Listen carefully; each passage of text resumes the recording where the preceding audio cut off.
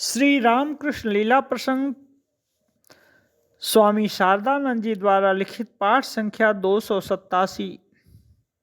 जय गोपाल सेन के मकान पर श्री रामकृष्ण देव कीर्तनानंद। इसके अनंतर आचार्य चिरंजीव एक तारा बजाकर गाने लगे, अमाय दे माँ पागल करे इत्यादि।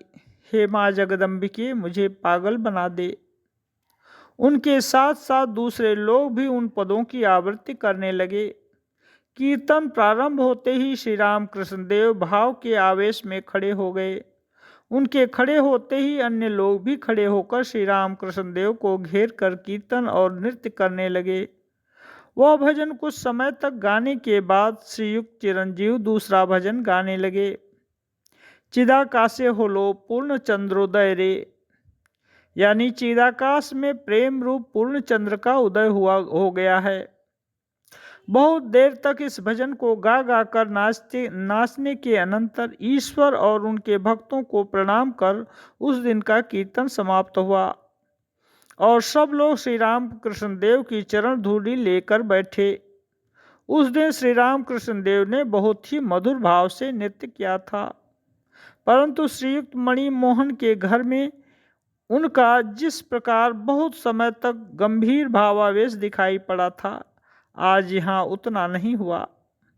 कीर्तन के अंत में बैठ जाने पर श्री रामकृष्ण देव ने चिरंजीव से कहा, तुम्हारा चिदाकाशे होलो जिस दिन पहले सुना था, उसी दिन से उस भजन को किसी के द्वारा गाए जाने पर मैं भावाविष्ट होकर देखता था, मानो बहुत बड़ा जागृत उज्ज्वल पूर्ण चंद्र आकाश में उदित हो गया है। इसके अनंतर श्री केशव के रोग के संबंध में श्री जयगोपाल और चिरंजीव में आपस में बातचीत होने लगी।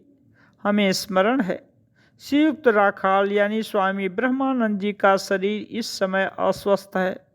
इस बात को श्री रामकृष्ण देव ने एक व्यक्ति से कहा था।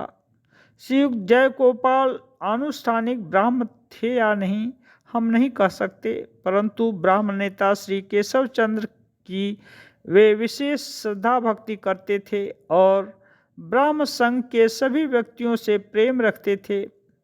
कलकत्ते के निकट स्थित बेलघरिया नामक स्थान के इनके बगीचे में श्रीयुक्त केशव कभी कभी अपने दल बल के साथ जाकर साधन भजन में दिन बिता दिया करते थे। उसी बगीचे में एक समय श्री रामकृष्ण देव के साथ पहले पहल सम्मिलित होकर ही उनके जीवन में आध्यात्मिक भाव गंभीर होकर क्रमशः उनमें नवविधान रूपी सुगंध कुसुम खिल उठा था। जय गोपाल भी उस दिन से श्री रामकृष्ण देव के प्रति विशेष श्रद्धा रखने लगे। कभी वे दक्षिणेश्वर जाकर श्री रामकृष्ण देव के साथ वार्तालाप कर या कभी उन्हें अपने घर पर लाकर धर्म चर्चा करते हुए आनंद का अनुभव करते थे। हमने सुना है कि श्री रामकृष्ण देव के कलकत्ता आने पर गाड़ी किराया अधिकतर श्रीयुक्त जय गोपाल ही देते थे। उनके परिवार के दूसरे लोग भी श्री रामकृष्ण देव के प्रति विशेष श्रद्धापूर्ण थे। अब रात अधिक हुई है, देखकर हम श्री रामकृष्ण देव से विदा लेकर घर की ओर चल दिए।